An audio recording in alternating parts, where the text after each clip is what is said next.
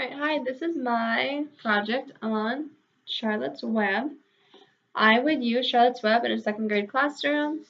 Part of the reason why I would use it is because I've seen it used before and I like how successful it is as a read aloud with the class. This is also supported by two sources I found. The first source is Scholastic. They highly recommend it as a read aloud in an elementary classroom.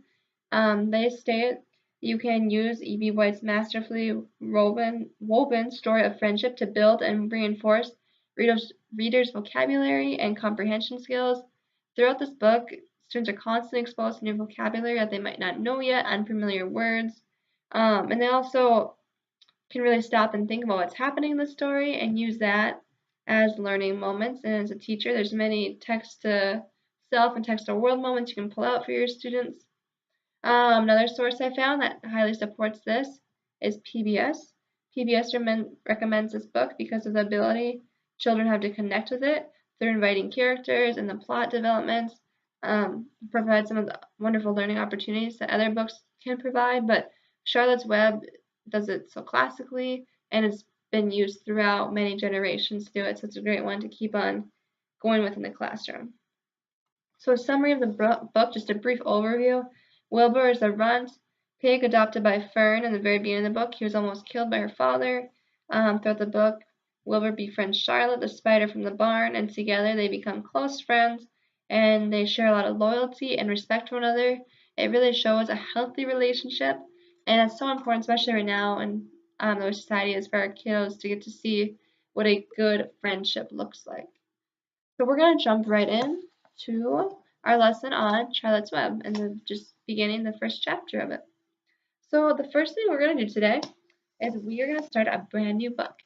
And with brand new books come brand new vocabulary words, which is awesome because it gives us new learning opportunities. So what's going to happen is I'm going to divide you up into groups of 2 or 3, depending on the kids we have here today.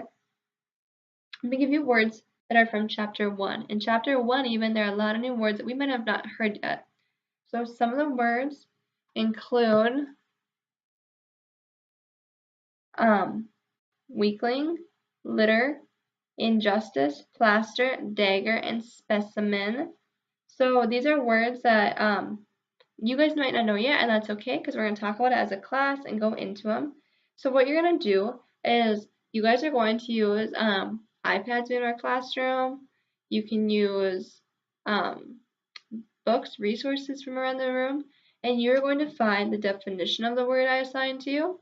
You're going to draw a picture of it as a group, and everyone in the group should be contributing to that. So you should have a writer, a drawer, a sentence writer. Everyone is doing a collaborative effort, and then a non-example, so something that is not. So an example I made for you is right here. It's kind of hard for you to read probably, but I did the word weakling, and I have on my sheet, a weakling is a person or animal that is physically weak or frail.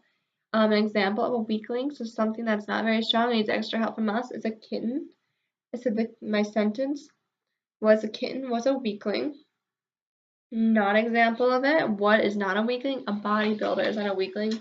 Bodybuilders are very strong and they wouldn't break easily or they don't need extra care from us. I think of a weakling as like a baby or someone who needs extra care and extra love from us. So I want you guys to work on that for a little bit, and this is going to directly help us to start our book today when we start reading chapter 1. Okay, so now you guys have those done, and we'll share it with the class, we'll put them up in the room so we can continue to use them as a resource. We're always using resources in our classroom for learning. We talk about that all the time, the importance of having resources to become smarter and more prepared learners. Okay, so what we're going to do now is we're going to jump right into Charlotte's Web. And what I want you guys to do is take out your interactive notebook. And you guys know this is a place where it basically holds everything. It's like our book of knowledge, kind of. All of our stuff ends up in this book, right? So what I want you guys to do is flip open to a new area. And you are going to make a section that has Charlotte's Web on the top. And on this section, right away, I want you guys to put the date. So what date it is. And then say prediction of book is your title. And what I want you to do is I'm going to read to you The summary of the book is the brief one that the book gives. And when you are listening to this, I want you to be really thinking of what you think is going to happen throughout the book. Because you are going to write a prediction, so something you think is going to happen throughout this book. So, summary of this book, Charlotte's Web. This is the story of a little girl named Fern who loved a little pig named Wilbur, and of Wilbur's dear friend Charlotte A. Cavatica. A beautiful, large gray spider who lived with Charlotte in the barn, with Templeton, the rat who never did anything for anybody unless there was something in it for him, and by a wonderfully clever plan of her own, Charlotte saved the life of Wilbur, who by this time had grown to be quite a pig. How all this comes about is Mr. White's story. It is the story of a magic childhood on the farm. Children would be entranced with Charlotte the spider, Wilbur the pig, and Fern the little girl who understood their language.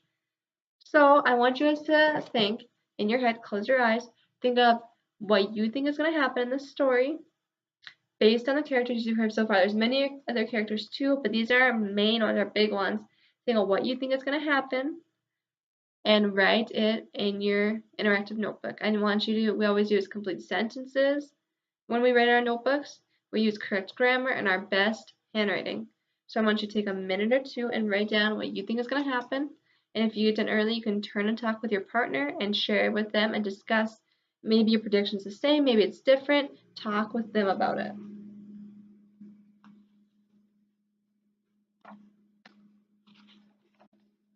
Alright, so now that we've done that, we're going to move on to starting chapter 1. I'm so excited to read this book with you guys. It's one of my favorite books. So, chapter 1 is called Before Breakfast. So, it's pretty broad. We don't really know what it's going to be about yet. So, we're going to see what comes about in chapter 1 of this book. So, while we are reading, we're always going to have something to be working on while we're reading. So, I want reading is a really active process. I want you guys to be thinking. Your brain should always be making connections, the book, into other parts of your life. And so, right away, I want you guys to understand the story and where it's coming from. In order to do this, we're going to fill out this as we read the first chapter. So this is a spiderweb story map. So we've done graphic organizers in our classroom before, so this is just building on that same concept. You guys are used to these. So on the story map, we talk about characters, setting, problem, solution. So right away in the first chapter, there's going to be a lot of characters introduced. We're going to have a setting. We're going to be set up somewhere. There's always a setting of our story, a problem. There's going to be a big problem right away. And the solution. There's going to be a solution at the end of the chapter. So right away, I'm going to read you just a couple little parts of it, and we're going to talk about those. So right away at the beginning of the chapter, Fern is in the kitchen with her mother. So we have two of the main characters, Fern and Mrs. Arable. And right away, Mrs. Arable makes a comment. She says, Fern asks where her dad is. Mrs. Arable says he's out in the hog house with an axe, and some pigs are born last night in their runs. And Fern gets very upset, and she says to her mom, because her mom tells her that her dad's going to go take care of a few pigs that probably won't make it. She says, "Do away with it," shrieked Fern. "You mean kill it just because they're smaller than the others?" So Fern's very upset because her dad's going to probably go kill some pigs that aren't going to maybe be as successful in the farm. And then story continues on. Mrs. Arable says, Fern, don't yell, Fern, she says. Your father's right. The pig would die anyways. So Fern pushed the chair out of the way and ran outdoors. The grass was wet and the earth smelled of springtime. Fern's sneakers were sopping by the time she caught up with her father, so she's running to try to save the pigs. That's our problem. So our problem right away is Mr. Arable, her dad, is going to kill a runt. That's our problem with the story. So write that down on your graphic organizer. Please, don't kill it. It's unfair. Mr. Arable stopped walking. Fern, he said gently, you will have to learn to control yourself. Control myself, yelled Fern. This is a matter of life and death. You talk about controlling myself? Tears ran down her cheeks, and she took a hold of the axe and tried to pull it out of her father's hand. Fern, said Mr. Arable, I know more about raising pigs than you do. A weakling makes trouble. And right there, a weakling, what was that? Some of our new vocabulary words talked about. So you can take note of that, how that is already coming into our story. Now run along. Because it's unfair, cried Fern. That pig couldn't help being born small, could it? If I had been born very small at birth, would you have killed me? Mr. Arable smiled. Certainly not, he said, looking down at his daughter with love. But this is different. A little girl is one thing. A little rusty pig is another. I see no difference, replied Fern, still hanging onto the axe. This is the most terrible case of injustice I've ever heard of. So I want you to turn and talk with your neighbor. What do you think that means? What does injustice mean in this story? So while you were talking with your neighbor, you probably said maybe injustice means something that isn't fair, it's not right. And that's totally what an injustice is. So as they continue on through the book, Fern continues to talk to her dad about the pig, the red pig, and then Fern comes in. She goes upstairs to clean up for breakfast and everything. She comes downstairs and she sees a carton sitting in her chair. Now stop and think, what do you think that carton was? Turn and talk with your partner. Okay, so you might have guessed that there's a pig inside that carton, and if you guessed that, you're correct, because in that carton, she looked down, and here's what she said. There inside, looking up at her, was a newborn pig. It was white. It was a white one. The morning light shone through its ears, turning them pink. He's yours, said Mr. Arable. Saved him from untimely death, and may the good Lord forgive me for this foolishness. Oh, look at him, said Fern. So she's so happy that she has her pig. So then what happens is Fern goes up to school that day and she's completely amazed by Wilbur. She loves Wilbur and is so excited to have him. And even she's sitting in school that day, and this is how our chapter ends. And so I want you guys to really pay attention to this part. By the time this bus reached the school, Fern had named her pet, selecting the most beautiful name she could think of. Its name is Wilbur, she whispered to herself. She was still thinking about the pig when the teacher said, Fern, what is the capital of Pennsylvania? Wilbur, replied Fern dreamily. The pupils giggled, and Fern blushed. So now I want you guys to, this is the end of our chapter 1 for today. We're done reading for today. I want you guys to go onto your story map and complete the other parts to think of what characters they're going to do, the setting, the solution, the problem, everything that happened. Once you're done, you're going to turn and talk with your partner and see what they put. And then your spiderweb story map needs to be glued or taped into your interactive notebook, because then this becomes a resource for us to use while reading Charlotte's Web. So you're going to tape or glue that in there so that you can come back to it while we're reading.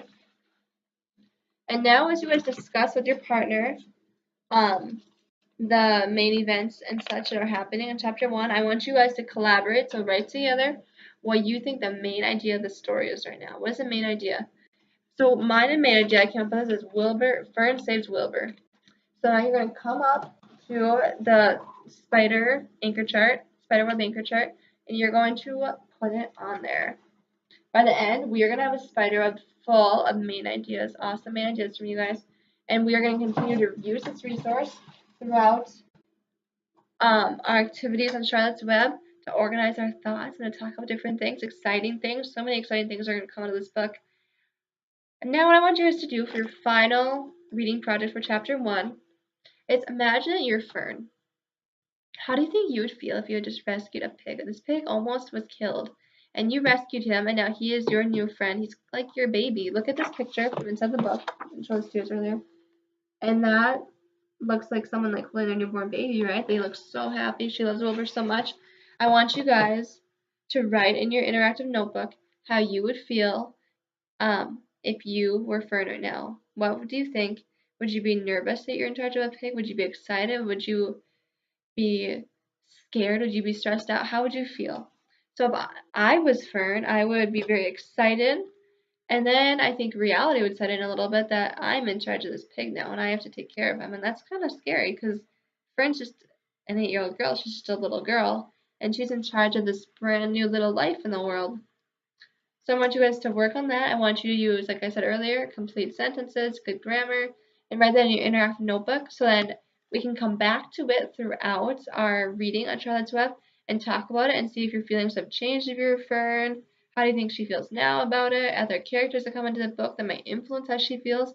I want you guys to keep constantly reflecting reading is a reflecting process and connecting with the content. So I'm excited to read Charlotte's Web with you guys and to continue to learn about Wilbur and Fern and all the adventures and new characters that are coming into the story. It's going to be a great learning experience for everyone. I'm excited to continue learning this with you.